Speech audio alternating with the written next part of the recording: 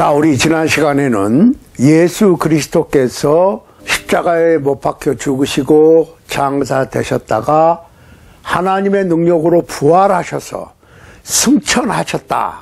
예수 그리스도께서 승천하셔서 하신 일이 무엇이냐? 하나님 보좌 우편에 앉으시기 위해서, 만왕의 왕이 되시기 위해서, 주중의 주님이 되시기 위해서, 세 번째로는 하늘 본 성전 본 제단에 자신의 피를 뿌려서 인류를 위한 영원한 속죄제를 단번에 드리시기 위해서 승천하셨다. 그러니까 인류를 위한 속죄제는 단번에 다 이루셨고, 누구든지 복음을 믿고 순종하는 사람은 예수 그리스도의 보혈로 구속함을 입었다. 여기에 대해서 우리가 생각을 했어요. 자, 오늘은 두 번째, 기회 있을 때 주님의 편에 서라. 우리는 가끔 그러거든요. 착각을 하시는 분들이 있어. 하나님께서 독생자 예수 그리스도를 세상에 보내서 날 위하여 살찌키고 피 흘려 돌아가시게 했다. 장사되고 부활시키셨다. 날 위해서. 그러다 보니까 내가 어떠한 잘못을 해도 주님께서 나를 따라오셔서 나와 함께 해주시는 나의 주님, 나의 구세주가 되신다고 하는 생각을 하게 되는데, 잘 생각해 보시라고. 이스라엘 민족이 출애굽에서 40년 동안 광야에서 방황을 하다가 여호수아와 갈렙만 빼놓고 출애굽한 1세들은 다 죽었고, 요단강을 건너서 가나안 땅에 들어가서, 그것도 들어가면 무조건 다 되는 게 아니라 여리고성부터 공격을 해서 빼앗아야 됐어요. 그러니까 하나님께서 가나안 땅을, 약속의 땅을 허락하셨지만은 이스라엘이 싸워서 쟁취를 했어요. 그러니까 거저 주시는 게 아니고, 하나님께서 어떤 일을 하실 때 하나님께서 역사하시는데 인간이 움직이지 않으면 하나님께서는 역사하시지 않습니다. 자, 그런데 이스라엘 민족이 가나안 땅에 들어가서 그리심산과 에발산에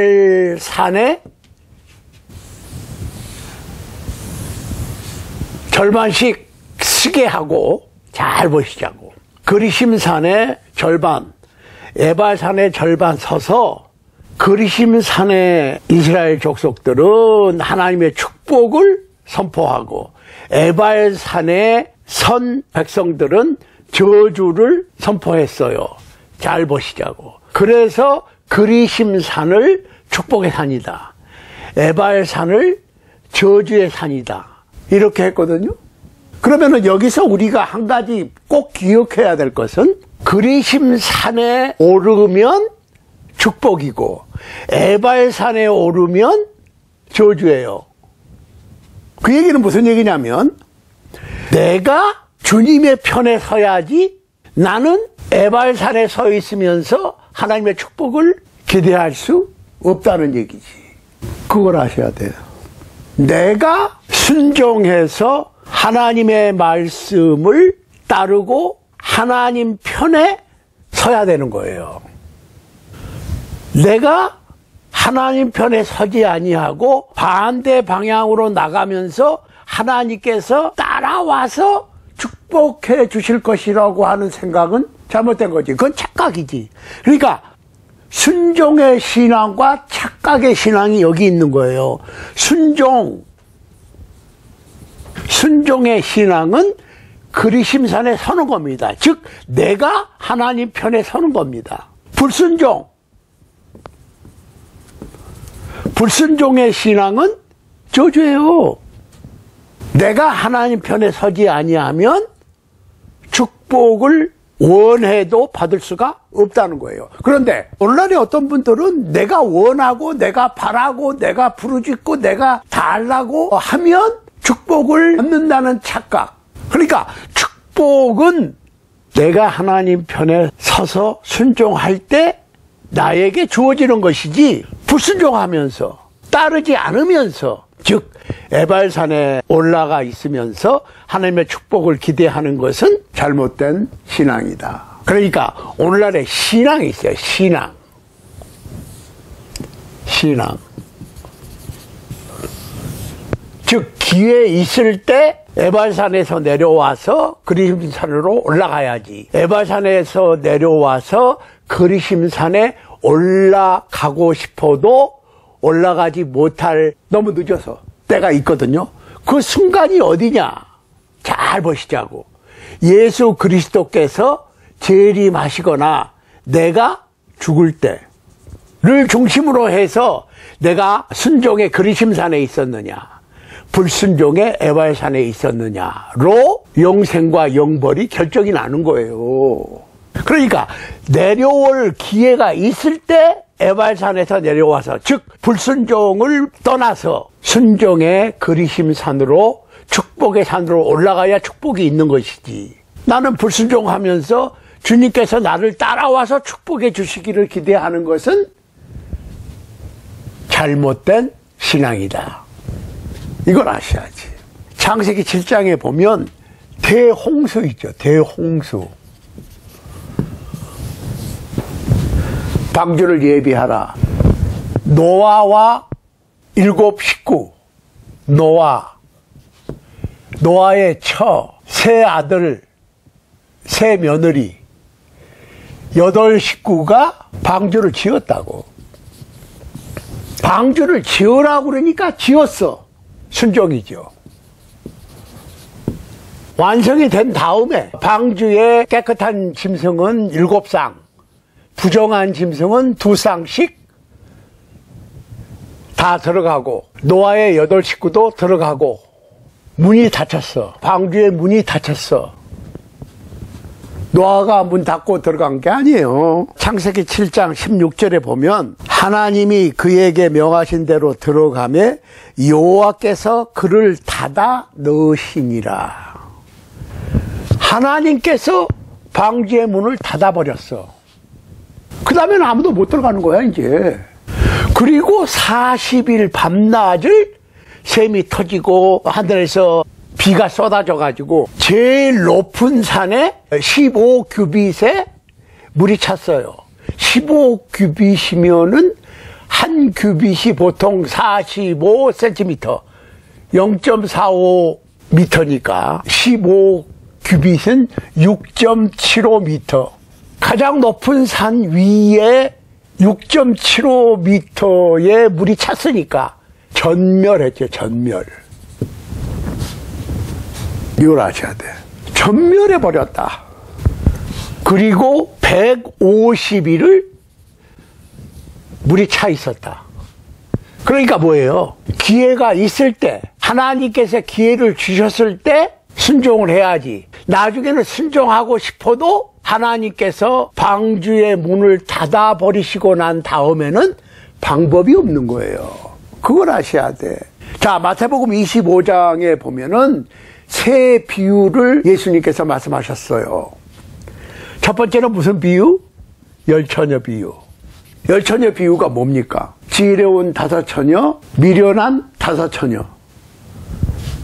열처녀가 똑같이 등불을 준비하고 신랑을 기다렸는데 5 처녀는 등불만 가지고 있었고 5 처녀는 기름까지 준비를 했다. 그런데 신랑이 더디 오니까 다 잤다.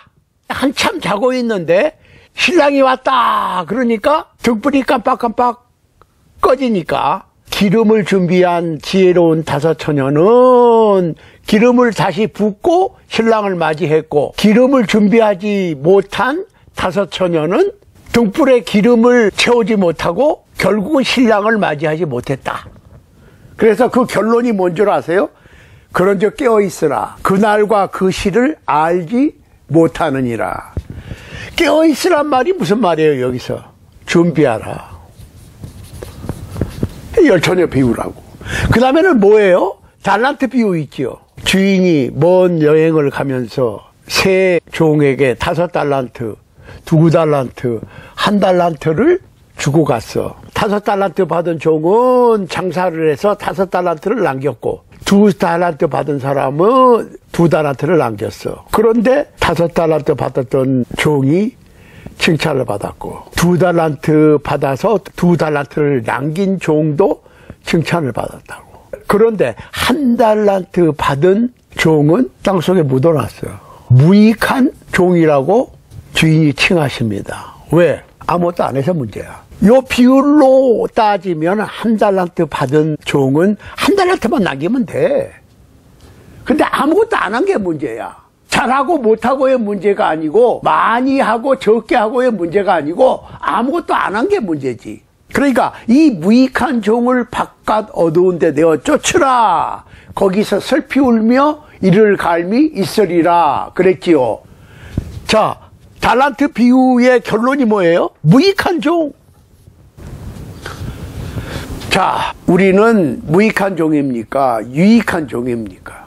큰 일을 하고 적은 일을 하고 많이 일하고 적게 일하고가 문제가 아니고 내가 받은 달란트대로 열심히 했느냐 안 했느냐가 중요한 것이지. 많이 하고 적게 하고 잘하고 못하고의 문제가 아니에요. 그걸 아셔야 돼. 유익한 종이라고 하는 것은 능력껏 일하는 거예요. 자, 세 번째로 마태복음 25장에 나오는 세 번째 비유가 뭐예요? 양과 염소의 비유예요. 양과 염소. 잘 아시잖아. 양은 뭐예요?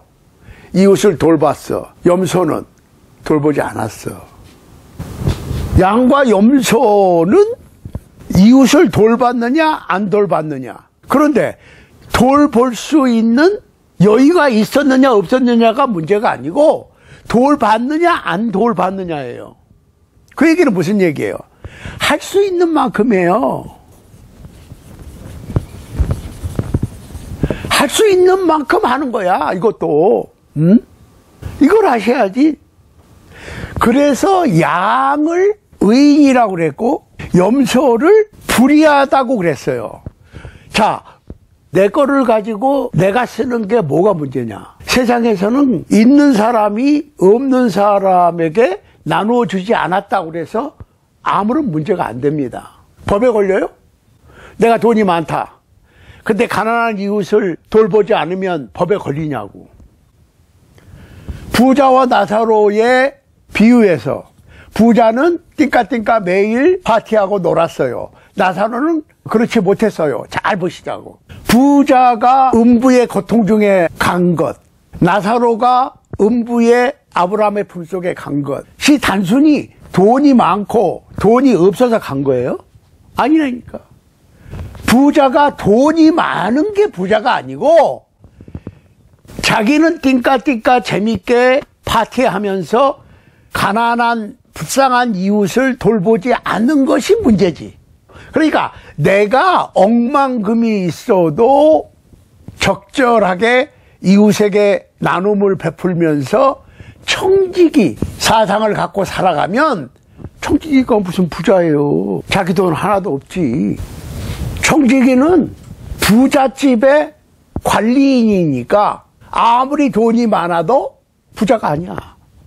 그렇죠? 이 청지기 사상이 필요한 거야. 그러면 돈이 아무리 많아도 부자가 아니지. 그렇지만 내 주머니에 단돈 몇십 불이 있어도 이거는 내 거니까 나만 위해서 써야 된다라고 생각하는 사람은 부자지. 나눌 줄 아는 사람이 부자가 아니지. 자, 우리가 분명히 알아야 될 것은 부자가 띵까띵까 맨날 파티하면서 나사로와 나누지 않았어요. 그게 문제지. 나누지 않은 게 문제지. 돈이 많은 게 문제가 아니라는 말씀을 드리는 거예요. 자, 그러면은 누구를 돕고 싶어도 기회가 있다고. 기회가 있을 때 도와야 돼. 나누고 싶어도 나누지 못할 때가 온다 그 말이에요. 이걸 아셔야지. 자, 오늘 우리가 분명히 알아야 될 것은 기회가 있을 때 말씀에 순종하고 하나님께 순종해야 된다. 불순종하면서 축복을 기대할 수는 없다. 말씀에 순종한다는 것은 그리심산에 올라서는 것과 같다. 불순종은 에발산에 올라서는 것과 같다. 에발산에 서서 축복을 기대할 수 없고 그리심산에 서 있는 하나님의 백성이, 즉 순종하는 하나님의 백성이 저주받을 수는 없다. 이걸 아셔야 돼. 그러니까 순종하고 싶어도 할 수 없을 때가 오고, 순종은 기회 있을 때 해야 된다. 그 시점이 언제냐? 예수 그리스도께서 재림하시거나 내가 죽으면 기회는 없다. 그러니까 우리가 주님이 오시기 전에 구제도 하고 헌금도 하고 사랑도 하고 봉사도 하고 열심히 섬기기도 해야지. 회개도 주님 오시기 전에, 내가 죽기 전에 해야지. 회개를 하려고 그래도 할 수 없는 때가 오고, 예수님을 믿으려고 그래도 믿을 수 없을 때가 와요. 예수님께서 재림하시거나 내가 죽으면 그 후에는 안 돼. 아무것도 하고 싶어도 할 수 없을 때가 온다는 얘기지. 이걸 우리가 기억을 해야 되는 거예요. 사실은 우리의 삶은 매일매일 사탄과 마귀의 역사와 싸우는 삶입니다. 싸움은 이겨야지. 싸움은 이겨야 되는 거예요. 그러니까 사업이 망하더라도, 내가 하는 일이 잘 안 되더라도, 내 계획이 좌절되더라도, 내가 당장 죽는다고 그래도 실망하거나 세상을 선택하지 않고 끝까지 주님 편에 서는 것이 중요하다. 언제 어디서 어떤 경우에도 예수 그리스도를 선택하시기를 바라고, 예수 그리스도께서 다시 오실 때 예수 그리스도를 맞이하고, 내가 세상을 떠날 때 시공을 초월해서 예수 그리스도를 만나게 되는데, 그때는 우리가 예수 그리스도를 선택하는 것이 아니라 예수 그리스도께서 우리를 선택해 주셔야 되는 거예요. 그래야 어린 양의 노래를 부를 수가 있게 되는 겁니다. 우리가 이 세상에서 주님 편에 서고 주님의 말씀을 끝까지 선택할 때 예수 그리스도께서 다시 오시거나 내가 이 세상을 떠날 때 주님께서 우리를 선택해 주시는 겁니다. 부디 이 땅에서의 하루하루의 순간순간의 삶을 통해서 항상 주님을 선택하고 주님의 말씀을 선택함으로 예수 그리스도께서 다시 오실 때, 아니면 내가 이 세상을 하직할 때 주님께서 나를 선택해 주시는 영원한 축복을 기대하면서 최선을 다해서 그리스도인으로, 천국 백성으로 순간순간마다 주님을 선택할 수 있는 여러분과 제가 될 수 있게 되기를 우리 주님 예수 그리스도 이름으로 간절히 소원합니다. 아멘.